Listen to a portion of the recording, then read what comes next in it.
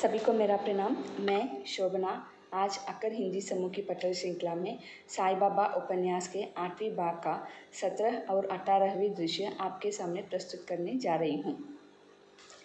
सिद्दीकी फाल्के उतावली हो रहा था। शिरडी में आकर अब उसे 9 महीने हो गए थे, पर बाबा उसे पास फटकने नहीं दे रहे थे।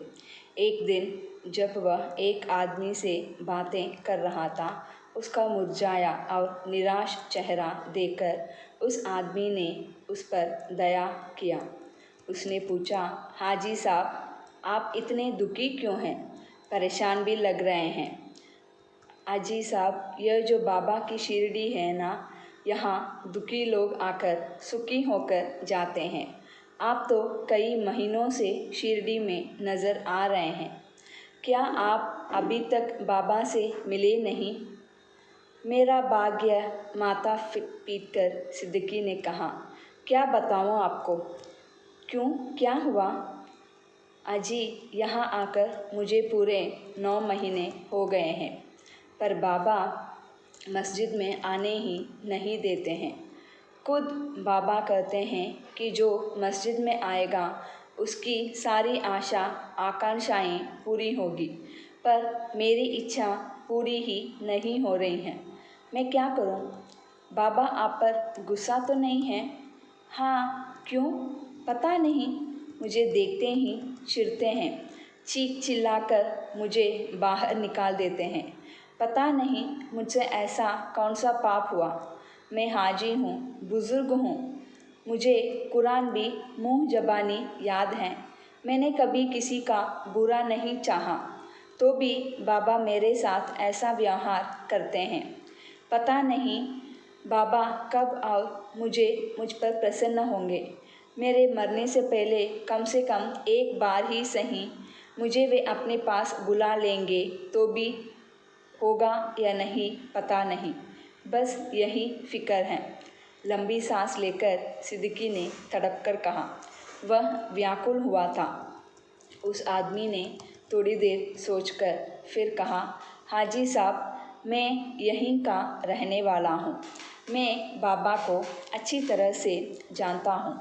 बाबा कई बार परीक्षा भी लेते हैं। उनका गुस्सा सतही और ऊपरी होता है, भीतर से तो वे मात्र प्रेम ही करते हैं। जी, कईयों से यही सुना, पर मुझे खुद को ऐसा कोई अनुभव नहीं आया है। हताश मत होना, मैं आपको एक युक्ति बताता हूँ।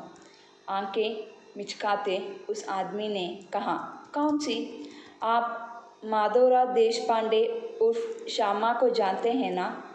जी हाँ, सज्जन आदमी, वे बाबा के लाडले भी हैं। फिर उन्हीं से कहिए, आप उनसे मिल चुके हैं ना? हाँ, उनकी उपस्थिति में ही तो बाबा ने मुझे बाहर निकाला। फिर तो आपका काम ही हो गया। बाबा यदि शिवजी हैं तो श्यामा उनका नंदी। लोग यही तो कहते हैं, पहले नंदी को नमस्कार करने से शिवजी प्रसन्न होते हैं। आप अपनी सारी बात उन्हीं से कहिए। ठीक है, मुझे ऐसी कोशिश करनी चाहिए। धन्यवाद। धन्यवाद की क्या बात है? आप अभी उनके पास जाइए। संभवतः वे अभी स्कूल में ही मिलेंगे। जी, खुदाफिज। सिद्दीकी वहाँ से सीधे स्कूल चला गया। भाग्य से श्यामा उनको वहीं मिले। दोनों में बातें होने लगी। अपनी सारी हकीकत सुनाने के बाद सिद्दीकी ने कहा, माधवराव, मुझे इस चटपटाहट से मुक्ति दीजिए और बाबा के दुर्लभ दर्शन करा दीजिए। ठीक है, आप चिंता मत कीजिए, मैं कल ही आपका काम करता हूँ। बाबा से याचना करता हूँ। आप कल सुबह नाश्ता करने के बाद आ जाइए। आपके बहुत बहुत एहसान, सिद्दीकी ने माधवराव का हाथ में लेकर कहा। इस समय भी वह बहुत व्याकुल था। उसकी आंखों से आंसू बह रहे थे। माधवराव को बहुत बुरा लग रहा था। यह बुढ़ा हाजी दिल का पाक तो लग रहा है, पर बाबा उसे मना क्यों कर रहे हैं? आखिर हवा में हाथ उठाकर माधवराव ने मन ही मन कहा, बाबा की करनी कौन जाने, उनकी उदारता तक भला कौन पहुंच सकता है। हम तो मात्र कोशिश कर सकते हैं। दूसरे दिन नाश्ता आदि निपटाकर बाबा प्रसन्न मन से बैठे थे। उनके साथ माधवराव भी थे और आज वे जानबूझकर कई मज़ेदार बातें बता रहे थे, इसी उद्देश्य से कि बाबा का मन बहल जाए, वे खुश हो, जिससे कि वे हाजी को अपने पास आने की अनुमति दें। बड़ी आस लगाए सिद्दीकी मस्जिद के पास ठीक समय पर पहुंच गया। बाबा ने उसके आगमन को महसूस ज़रूर किया, पर उसकी ओर ध्यान नहीं दिया। बाबा, हाँ श्यामा, आप तो सुअर, कुत्ते, बिल्ली आदि से भी प्यार करते हैं, उसने प्रारंभ किया। तो तुम्हें कोई तकलीफ़ है? कहना क्या चाहता है तू? नहीं नहीं, वो जो सिद्दीकी है ना, बूढ़ा हो गया है, बुज़ुर्ग हैं, मक्का मदीना होकर आया है, नमाजी भी हैं, उसे कुरान मुँह ज़बानी याद है, वह आपके दर्शन करना चाहता है। बाबा, वह बूढ़ा बहुत दुखी हैं, परेशान हैं, पिछले 9 महीने से वह यहीं हैं, उस पर मेहरबानी कीजिए, आपको उसकी दया नहीं आती? अनगिनत लोगों मस्जिद में आते हैं, आप उसी को क्यों रोक रहे हैं? उस पर अपनी मेहर नज़र डालिए बाबा, उसे मस्जिद में आने दीजिए ना बाबा, वह आकर अपने मन की बात पूछकर तुरंत चला जाएगा, श्यामा ने अत्यंत विनम्रता से और मधुर स्वर में कहा। किंतु हवा के झोंके जैसे बड़वानल और भी भड़कता है, वैसे बाबा का भी हुआ। वे बहुत क्रोध हो उठे, आवाज़ ऊंची कर बोले, श्यामा, तू खुद को क्या समझता है? तेरे मुंह का फैन अभी सूखा तक नहीं और तू मेरी बराबरी की बातें कर रहा है।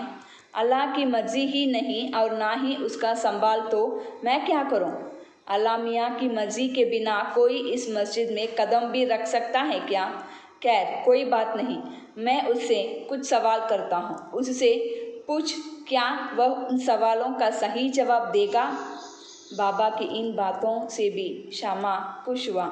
आदि सिद्दीकी पालके बाबा के सवालों का जवाब देगा तो बाबा उसे बुला लेंगे, यही एक उम्मीद थी। उसने कहा, हाजी बाबा। बाबा ने क्या कहा, सुना ना आपने? जी सुना मैंने, अदब से अपनी छाती पर हाथ रखकर झुककर उसने कहा। तो फिर बाबा के सवालों का जवाब देने तैयार हैं आप? जी हाँ, तैयार हूँ मैं। बाबा, आप पूछिए। श्यामा की ओर देखकर बाबा ने थोड़े गुस्से में ही कहा, श्यामा, उसे पूछ, यहाँ पास ही जो कुआं है उसके उस पर जो एक संकरी और सीधी पगवाट है, वहाँ से वह सीधे पैदल चलकर आ सकता है? श्यामा ने हाजी की ओर देखा। हाँ बाबा, पगवाट चाहे जितनी संकर क्यों ना हो, मैं पैदल आ सकता हूँ, पर आप मुझे दर्शन देकर अपने पवित्र चरणों के पास बैठने की अनुमति दें। श्यामा ने बाबा की ओर देखा। श्यामा, उसे पूछ, 4 बार वह मुझे 40,000 रुपये देने को तैयार है? श्यामा ने हाजी की ओर देखा। 40,000 क्या, 40 लाख दूंगा। श्यामा ने बाबा को ओर देखा। श्यामा, उसे पूछ, आज मस्जिद में हमारा बकरा हलाल करने का ख्याल है, उसे मांस चाहिए या मांस समेत हड्डियां भी चाहिए? श्यामा ने फिर सिद्दीक की ओर देखा। मुझे इसमें से कुछ नहीं चाहिए, आप जो देना चाहेंगे, मेरी बस एक ही जिज्ञासा है, मुझे रसे का एक टुकड़ा भी मिल जाए तो मेरा भला ही होगा। इस जवाब से बाबा खुश होंगे ऐसा सबको लगा था, पर उल्टा हुआ। वे एकदम चिढ़ गए, उनका गुस्सा और भी बढ़ गया। तड़ाक से उठकर वे खड़े हो गए। 2 कदम आगे बढ़कर उन्होंने वहाँ खड़ा पानी समेत बाहर फेंक दिया। हाजी घबरा गया, वह समझ गया कि आज पिटाई ही होगी। वह तर कांपने लगा जिसमें वे अपना काना आदि रखा करते थे। वह पात्र भी उन्होंने उठाकर फेंक दिया। बाहें चढ़ाकर लाल पीले होकर वे उसके पास आकर खड़े हो गए। उनका यह रौद्र अवतार देखकर हाजी हक्का बक्का रह गया। बाबा उसके सामने खड़े हो गए और हाथ हिलाकर कहने लगे, तुमने क्या समझकर रखा है? मेरे सामने बड़ाई करता है, आयु में मुझसे बड़े हो इसलिए बुढ़ापे का घमंड करता है। कुरान भी क्या इसी तरह पढ़ते हो? मेरे पास बाबा आते हैं, उनको भी कुरान मुँह ज़बानी याद हैं। केवल कुरान पढ़ते हो इसलिए बड़े हो क्या? या फिर हज की यात्रा की है इसलिए खुद को महान समझते हो? तुम्हें पता नहीं कि मैं हर दिन मक्का का चक्कर लगाकर आता हूँ। मैंने कभी घमंड नहीं किया है। मस्जिद में कदम रखने की अनुमति यह फ़कीर क्यों नहीं देता मालूम है तुम्हें 5 बार नमाज पढ़ने का धर्म है। हज की यात्रा करने का अहंकार नहीं जाता तो तुम पापी ही हो। और क्या तुमने मुझे पहचाना नहीं? पहचान भी नहीं सकते। एक बार अल्लाह पापी के पहाड़ से पाप को भी माफ़ कर देंगे, पर तुम्हारे जैसे नेक आदमी के तिल जिसने पाप को वह कभी सहन नहीं कर सकता। तू मेरी नज़रों में इसी क्षण दूर हो जाओ और वहाँ उस कोने में जाकर बैठो। हाजी डर से ठंडा पड़ गया था। गुस्से से इतना सब कुछ कहने के बाद तो कम से कम वे उसे माफ़ कर देंगे ऐसा उसे लगा था, पर नहीं, उल्टे दूर जाकर बैठने का आदेश। उसे लगा उसका यह जन्म ही व्यर्थ गया। पर एक बात का अनजाने ही उसे एहसास हुआ कि अहंकार का कितना ही बड़ा भूत उसके सिर पर बैठा है। साधु के नाम पर शैतान का संचार कितनी आसानी से उसमें हो चुका है। बाबा ठीक ही कह रहे हैं। हाजी ने अहंकार का त्याग किया। जब वह उठा तो उसे हल्का हल्का सा महसूस होने लगा था। मन का बोझ कम हुआ था। वह बाबा ने बताई जगह पर जाकर बैठ गया। बाबा मस्जिद की सीढ़ियाँ चढ़कर ऊपर आए। तभी आम बेचने वालियों आ गई। आ जाओ रे, मुझे आज आम चाहिए थे। चल उतारो अपनी टोकरियाँ। सबके लिए बाबा का वह परिवर्तन आश्चर्यजनक था। आम कैसे दिए? मीठे हैं ना? जी। तुमको कैसे पता चला रे? चक्कर देखे थे क्या? बाबा ने हंसते हंसते पूछा। बाकी सब भी हंसे। बाबा, आम का रंग देखकर ही उसका स्वाद मालूम होता है, एक ने कहा। लाखों की बात कही तुमने। मनुष्य को भी इसी तरह से ही पहचानना चाहिए। चलो ठीक है, वह टोकरियाँ रख दो और बोली, कितने पैसा हैं? आप जो भी देंगे हम लेंगे। आप तो साक्षात भगवान हैं, आपको कौन कहेगा इसकी कीमत? ठीक है, ऐसा ही विश्वास और श्रद्धा रखना। और बाबा ने ढेर सारे पैसा उनको दिए। श्यामा, जी बाबा, तुम्हारे उस बूढ़े हाजी को मेरी ओर से यह तोहफा दे। हाँ, ले चल। सच? हाँ बाबा, धन्य है आपकी और उसकी भी। क्या थी वह आपकी लड़ाई? क्या था वह झगड़ा? कितना विकट प्रसंग! श्यामा ने मजाक में कहा। मुझे तो लगा था कि आपका गुस्सा देकर हाजी बेहोश ही हो जाएगा। हंसकर बाबा ने कहा, ठीक ठीक, जा अभी दे आ उसे, और 2-4 आम खाने के लिए भी कहना। श्यामा और ताता तात्या दोनों ने टोकरियाँ ली। एक कोने में शांति से बैठे हाजी को जाकर दी। उसने खुश होकर पूछा, मुझे ही दी हैं? हाँ हाजी साहब। बाबा का गुस्सा शांत हो गया। आपका ग्रहण खत्म। अब आपको गुस्से की जगह प्यार मिलेगा। श्यामा ने कहा, यह सब आपके कारण हुआ है? नहीं नहीं। दोनों टोकरियाँ रखकर लौटे। बाबा हाजी के पास आए।